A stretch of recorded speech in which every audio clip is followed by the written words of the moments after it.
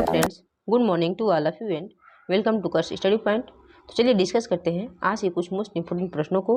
प्रश्न देखते हैं। हाल ही में भारत और उज्बेकिस्तान की सेनाओं के बीच कौन सा युद्धाभ्यास हुआ है? इसका राइट आंसर हो जाएगा इक्स डस्ट लीग। भारतीय सेना और उज्बेकिस्तान सेना के बीच इक्स डस्ट लीग नामक संयुक्त प्रशिक्षण अभ्यास का तीसरा संस्करण 22 से 31 मार्च 2022 तक यांगियारिक उज्बेकिस्तान में शुरू होगा। फ्रेंड्स, डस्ट लीग का अंतिम संस्करण मार्च 2021 में रानीखेत उत्तराखंड में आयोजित किया गया था। भारतीय दल का प्रतिनिधित्व ग्रेनेडियर्स रेजिमेंट द्वारा किया जाएगा और वह उत्तर पश्चिम सैन्य जिले के सैनिकों द्वारा प्रतिनिधित्व उज्बेकिस्तान सेना दल में शामिल होगा। फ्रेंड्स, संयुक्त अभ्यास संयुक्त राष्ट्र के जनादेश के तहत अर्ध शहरी इलाके में आतंकवाद विरोधी अभियानों पर केंद्रित होगा। प्रशिक्षण कार्यक्रम मुख्य रूप से सामरिक स्तर के अभ्यासों को साझा करने और एक दूसरे के सर्वोत्तम प्रथाओं को सीखने पर केंद्रित होगा।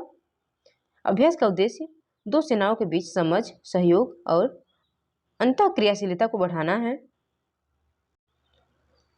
और उज्बेकिस्तान की राजधानी ताशकंद है। वहाँ के राष्ट्रपति शौकत मिर्जियोयेव हैं। वहाँ का करेंसी उज्बेकिस्तान सोम है। अगला प्रश्न देखते हैं। हर साल शहीद दिवस या सर्वोदय दिवस के रूप में कब मनाया जाता है? इसका राइट आंसर हो जाएगा 23 मार्च। हर साल राष्ट्र 23 मार्च को शहीद दिवस के रूप में मनाया जाता है।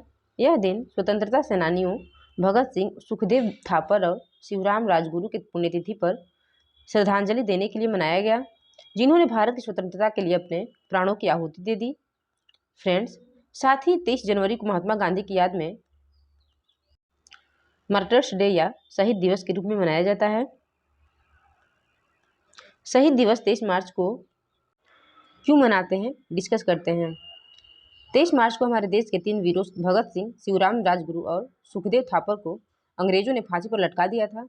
निसंदेह उन्होंने हमारे राष्ट्र के कल्याण के लिए अपने प्राणों की आहुति भी दे दी।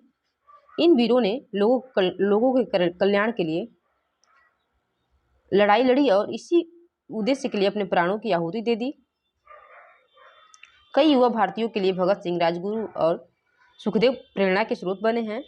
ब्रिटिश शासन के दौरान भी उनके बलिदान में कई लोगों को आगे और अपनी स्वतंत्रता के लिए लड़ने का आग्रह किया। इसलिए इन तीनों क्रांतिकारियों को श्रद्धांजलि देने के लिए भारत ने 23 मार्च को शहीद दिवस के रूप में मनाया है। अगला प्रश्न देखते हैं। Global house price index Q4 2021 में भारत कौन से स्थान पर रहा है? इसका राइट आंसर हो जाएगा 51वें नंबर पर है। संपत्ति सलाहकार नाइट फ्रैंक द्वारा जारी global house price index Q4 2021 में भारत ने अपनी रैंक में 5 स्थानों का सुधार किया है और 91वें स्थान पर है। भारत को 2020 की चौथी तिमाही में 56वें स्थान पर रखा गया था। भारत ने 2020 की चौथी तिमाही के मुकाबले 2021 की अक्टूबर-दिसंबर तिमाही के दौरान आवास मूल्य दरों में 2.1% की वार्षिक वृद्धि देखी है। देखते हैं वैश्विक स्तर पर तुर्की ने 2021 की चौथी तिमाही में सबसे अधिक वार्षिक मूल्य वृद्धि दर 59.6% देखी है। फ्रेंड्स, नवीनतम शोध रिपोर्ट में न्यूजीलैंड, चेक गणराज्य, स्लोवाकिया और ऑस्ट्रेलिया क्रमशः शीर्ष 5 देशों में शामिल हैं। वर्ष 2021 में मलेशिया, माल्टा और मोरक्को के बाजारों में आवास कीमतों में क्रमशः 0.7%, 3.1% और 6.3% की गिरावट दर्ज की गई। फ्रेंड्स, देखते हैं नाइट फ्रैंक के ग्लोबल हाउस प्राइस इंडेक्स के बारे में। ग्लोबल हाउस प्राइस इंडेक्स आधिकारिक आंकड़ों का उपयोग करके दुनिया भर में 56 देशों और क्षेत्र में मुख्य धारा के आवासीय कीमतों में हलचल को ट्रैक करता है। सूचकांक स्थानीय मुद्राओं और नाम मात्र और वास्तविक मूल्य वृद्धि को ट्रैक करता है। मूल्य आंदोलन पर रैंकिंग को नाम मात्र मूल्य वृद्धि परिवर्तन के आधार पर रखा गया है। अगला प्रश्न देखते हैं। हाल ही में भारत का पहला पेपरलेस विधानसभा कौन सा राज्य बना है? इसका राइट आंसर हो जाएगा नागालैंड। नागालैंड ने पूरी तरह से कागज रहित होने के लिए राष्ट्रीय ई विधान एप्लीकेशन कार्यक्रम को लागू करने वाली देश की पहली राज्य विधानसभा बनकर इतिहास रच दिया है। फ्रेंड्स, नागालैंड विधानसभा सचिवालय ने चल रहे बजट सत्र के बीच 60 सदस्यों की विधानसभा में प्रत्येक टेबल पर एक टैबलेट या ई बुक संलग्न की है। नागालैंड की राजधानी कोहिमा है और नागालैंड के मुख्यमंत्री नेफ्यू रियो हैं। वहाँ के राज्यपाल जगदीश सुखी हैं। अगला प्रश्न देखते हैं। हाल ही में किस राज्य के नरसिंहपेटई नागस्वरम को भौगोलिक पहचान टैग मिला है? इसका राइट आंसर हो जाएगा तमिलनाडु। नरसिंहपेटई नागस्वरम को कक्षा 15 के संगीत वाद्य यंत्रों की श्रेणी के तहत भौगोलिक संकेत टैग प्रदान किया गया है।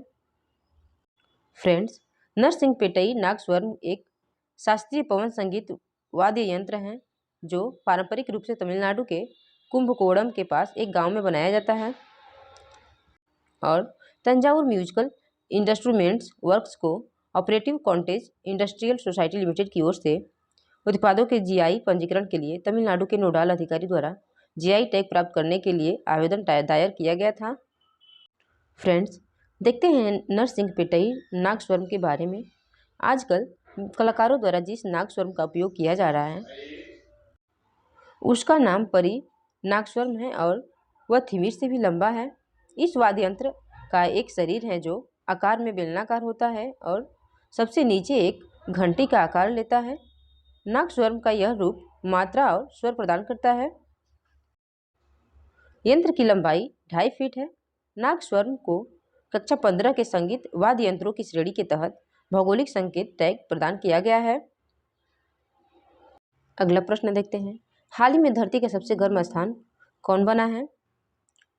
इसका राइट आंसर हो जाएगा कुवैत।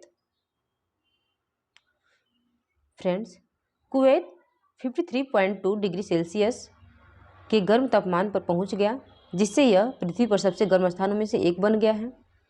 कुवैत में पिछली गर्मियों में इतनी गर्मी थी कि पक्षी आसमान में ही मर गए, समुद्र के घोड़े खाड़ी में उबलकर मर गए। फ्रेंड्स, मृत क्लेम ने चट्टानों को लेपित किया। उनके सेल्स ऐसे खुले थे जैसे वे उबले हुए हों। विश्व संसाधन संस्थानों के अनुसार देश बिजली के लिए तेल जलाना जारी रखता है और प्रति व्यक्ति शीर्ष वैश्विक कार्बन उत्सर्जक में शुमार है।